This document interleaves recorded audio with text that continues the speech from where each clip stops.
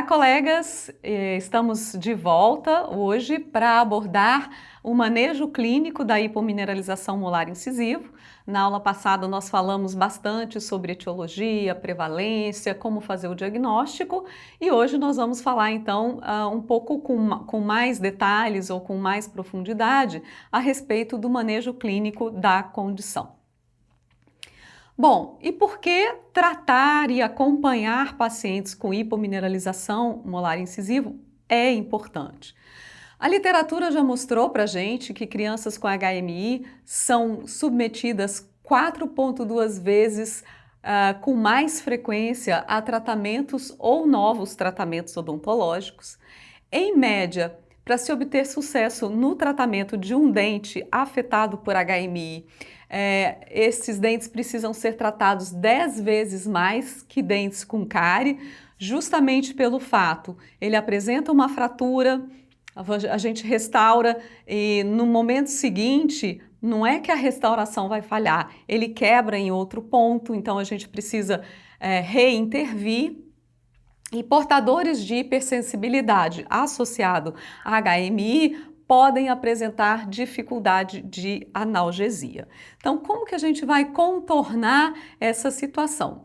Então, esse é uma foto bastante assim, emblemática no que se refere a um dente afetado com hipomineralização molar incisivo. Vocês podem observar que aqui a gente tem provavelmente uma primeira restauração, então inicialmente a gente deveria, né, é o que eu suponho, uma quebra nessa região com o restante do dente íntegro. Num segundo momento, esse dente quebrou e corretamente, ao invés de refazer a restauração, porque se a gente for tirar esse ionômero, a gente sabe que vai mais um pedaço de um dente, foi feito um reparo ou, né, a gente parece que foi colocada uma outra restauração aqui que já apresenta uma nova falha e uma nova quebra nessa região. Então, esse é o quadro típico de dentes afetados por HMI. E o que a gente pode fazer então, né? Quais são as estratégias para evitar que uma condição como essa aconteça? Então, é lógico, a gente comentou bastante na aula passada sobre o desafio que é impedir que um dente quebre. Né? É lógico que ele foi mal formado, ele tem um problema relacionado com o grau de mineralização, ele é mais frágil, ele está mais suscetível à quebra. Desta maneira, o protocolo que a gente vai propor para controlar, para tratar esse dente, ele está diretamente relacionado à gravidade da condição. Então, nesse contexto, e eu disse também para vocês que não existe um consenso em relação a determinar o que é grave, leve e moderado, mas de uma maneira geral, o que a gente gosta, né, o que nós gostamos de adotar como filosofia é condição leve, dentes afetados cuja opacidade não quebrou, independente da cor, quer seja branca ou amarela, se não tem quebra, é uma condição leve. Moderada é quando a gente já observa uma quebra expondo exclusivamente esmalte. E a condição grave, como vocês podem observar aqui, é quando essa quebra já expõe dentina ou quando já é possível observar uma restauração atípica. É lógico, sem sombra de dúvidas, que esse dente tem uma lesão de cárie, essa lesão de cárie está ativa, mas a gente consegue observar, né, que a cúspide lingual aqui, disto lingual, ela foi toda embora e eu já disse para vocês que isso não deveria ocorrer de maneira clássica ou convencional se nós estivéssemos mediante exclusivamente a um desafio cariogênico. Então vamos abordar agora as estratégias para o manejo. Em relação à seleção do protocolo restaurador, o que a gente precisa ter em mente, né, recordar alguma coisa que nós já abordamos, que o esmalte é poroso, que o módulo de elasticidade é reduzido, que a dureza desse esmalte em comparação ao esmalte sadio também está alterada e desta maneira as cavidades que se formarão são cavidades atípicas. Olha o quão desafiador é o manejo clínico desse dente. Se vocês observarem, a gente consegue ver aqui toda a lingual, né, a cúspide mesiolingual destruída, parte da mesiovestibular. Então, aqui a gente vê um pedaço de esmalte que permaneceu. E o que a gente precisa avaliar? Além do formato da cavidade, a gente precisa também levar em consideração o quão afetado as paredes ao redor da minha cavidade estão também afetadas, porque isso vai ter uma influência na nossa decisão de tratamento. Então, quanto mais grave, mais difícil, e idealmente seria que nós pudéssemos descobrir, vamos torcer para que a gente consiga isso num futuro próximo, descobrir alguma estratégia que pudesse impedir a quebra. Mas até então, todos os protocolos que a gente tem disponível no momento são protocolos com baixa evidência, mas não necessariamente quer dizer que eles não sejam efetivos. A falta de evidência demonstra que a gente precisa estudar um pouco mais sobre determinados assuntos. E é sobre isso que a gente vai falar agora. De novo, vocês podem observar que foto bonita que a gente tem aqui, né?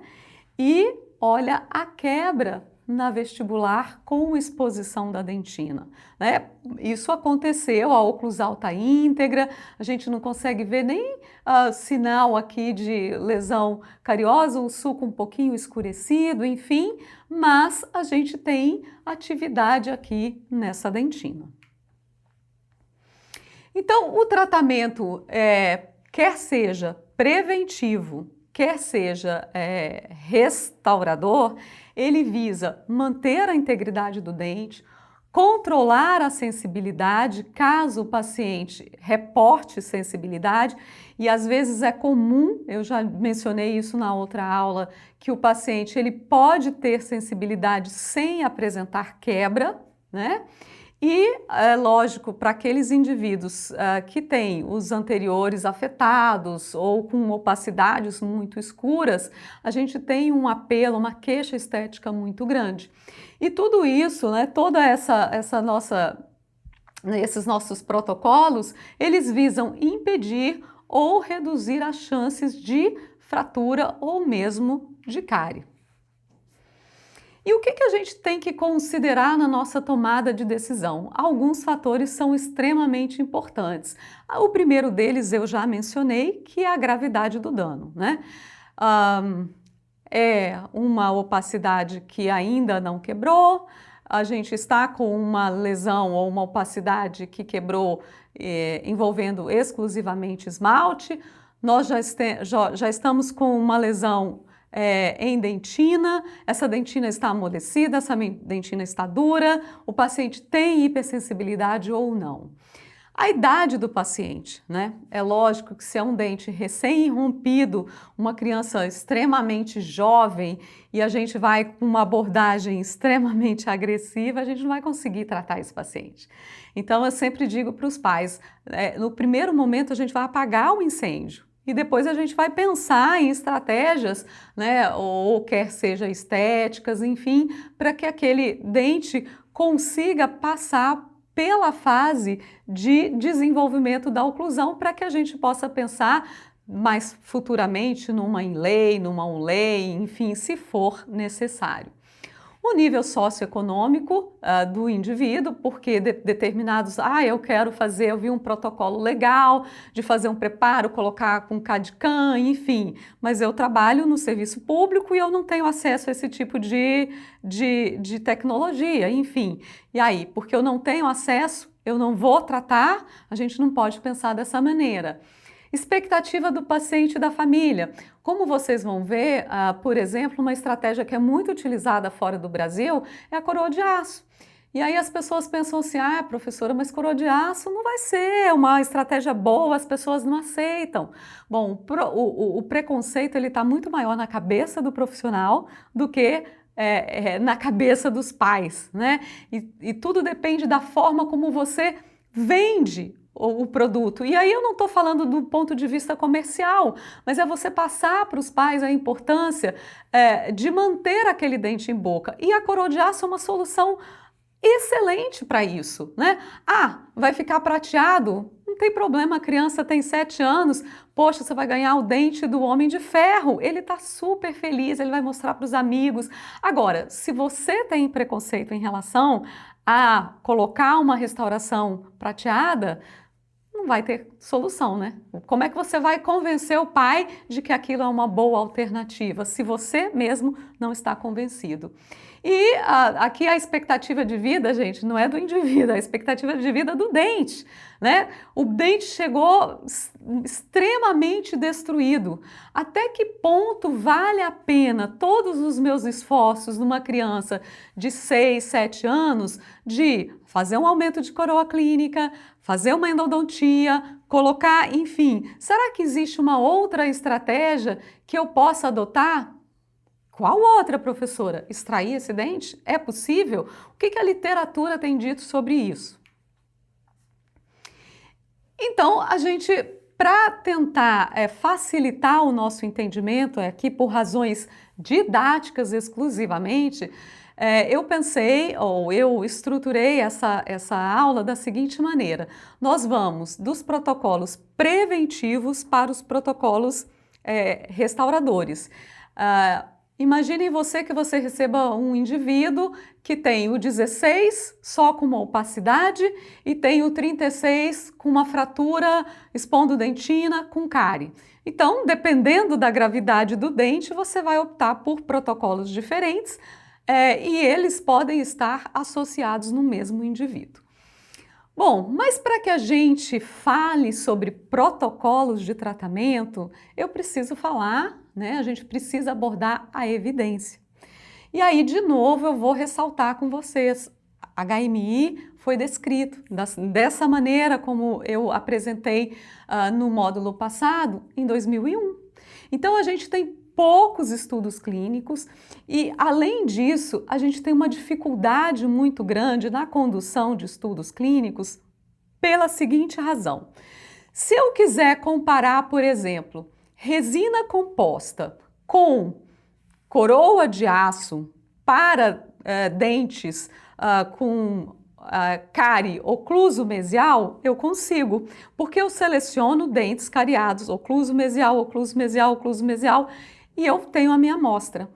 Quando eu quero fazer um estudo com hipomineralização molar incisivo, eu não consigo definir cavidade, porque a cavidade ela vai acontecer onde tem a opacidade. Então, as cavidades são atípicas. Então, é muito complicado eu comparar um dente restaurado, né, que teve uma fratura por HMI, com uma cavidade que envolve destruição de cúspide, com outra que só envolve a mesial, com outra que só está na lingual. E as pessoas tentam fazer isso, né? Mas é um desafio para nós como pesquisadores, como seria também para os protocolos preventivos. O selante não protege. Opa, mas eu estou comparando o selante em opacidade branca com opacidade branca ou eu estou comparando o selante em opacidade branca com amarela? A gente tem uma outra variável aí. Então, essa falta de evidência, ela está associada ou ela é inerente às dificuldades de se estudar a hipomineralização molar incisiva. Então, eu trouxe aqui para vocês alguns dos trabalhos, né, que foram selecionados, que trazem um pouco de informação em relação a todos esses protocolos que a gente vai mostrar. E depois eu posso disponibilizar, junto à Academia de Odontologia, os trabalhos na íntegra para que vocês possam, então, se tiver interesse maior, em ler com mais detalhes. Então vamos lá. Gravidade do dano, né, gente? Então vamos imaginar que eu estou fazendo um ensaio clínico e eu restauro um grupo, eu sorteio, vou restaurar com resina, o outro com ionômero de vidro. Esse cai para resina e esse cai para ionômero de vidro. Ah, professora, você randomizou, você sorteou, mas gente, como que eu comparo isso com isso? Né? Então, realmente é um desafio, né? É muito mais tranquilo a gente tratar um dente como esse do que eu tratar como esse. E esse aqui nem se fala, né? Olha que dificuldade que a gente vai ter de restaurar um primeiro molar permanente nessas condições. Bom, então agora a gente vai falar de um dos grandes desafios que a gente tem, que é o controle da hipersensibilidade. É muito comum a gente se deparar com essas informações, que o problema mais comum associado a HMI é o desconforto, grande desconforto associado ao estímulo do frio. Dentes afetados por HMI apresentam alta sensibilidade e dentes com HMI podem ter relatos de dor em função de, bom, então se é um problema, a gente precisa saber tratar. E olha aqui, né? Esse é um caso, vocês podem observar que a qualidade da foto, você pode dizer assim, tá bonita, professora, mas tá meio duvidosa, porque tá cheio de saliva. A gente não conseguiu secar o dente dessa menina. E aí, por quê, né? Na hora que ia para esse lado, ela se queixava. E aí a gente observou que esse desconforto estava associado àquele, olha só tem uma partezinha da cúspide, né? E ela já tinha um grande desconforto associado com a presença dessa hipomineralização molar incisiva. Bom, então a primeira coisa que a gente vai mostrar é um trabalho, alguns trabalhos que testaram o CPP-ACP, não só para hipersensibilidade, mas também para evitar a quebra pós-eruptiva. Tá? É um estudo in vitro que foi feito em laboratório, então é lógico que é difícil a gente testar, ou é impossível in vitro testar a hipersensibilidade, mas o composto de caseína amorfo, que é o CPP-ACP, ele é um composto nanoparticulado que foi desenvolvido para aplicação em dentes com lesões iniciais de cárie, ou seja, é um composto que tem o potencial de penetrar no esmalte poroso. Vamos considerar o que eu disse na aula passada, que a gente tem realmente um problema em relação aos dentes hipomineralizados, porque entre os espaços intercristalinos a gente tem proteína, né? A gente não tem somente água, como a gente tem num dente, num esmalte sadio, mas nessas condições controladas in vitro, os pesquisadores observaram que a aplicação do CPP-ACP foi capaz de aumentar o conteúdo mineral, reduzindo dessa maneira a porosidade do esmalte. Mas é muito difícil a gente transpor um estudo in vitro para resultados clínicos, mas é um indicativo de que o CPP-ACP tem um potencial de penetrar na porosidade do esmalte. Se, ao penetrar no esmalte, ele vai evitar a quebra ou se ele vai minimizar a hipersensibilidade, é uma outra questão. Já esse aqui é um estudo in vivo, né, conduzido por pesquisadores argentinos, nos quais eles compararam a aplicação do Durafat, do Clinpro verniz, né, e do CPP-ACP em indivíduos portadores de HMI. E eles observaram que o Clinpro foi mais efetivo para lesões leves, enquanto o Durafat se mostrou superior para lesões moderadas, considerando como desfecho, né, a densidade mineral desses dentes. Já com relação a esse estudo aqui, o objetivo foi também em vivo comparar a aplicação do verniz de flúor, no caso o Durafat, com dentes controle. E nenhuma diferença foi encontrada entre os grupos. Então a gente está vendo que dependendo da forma como a pesquisa foi conduzida, a gente não tem aí um consenso em relação aos resultados.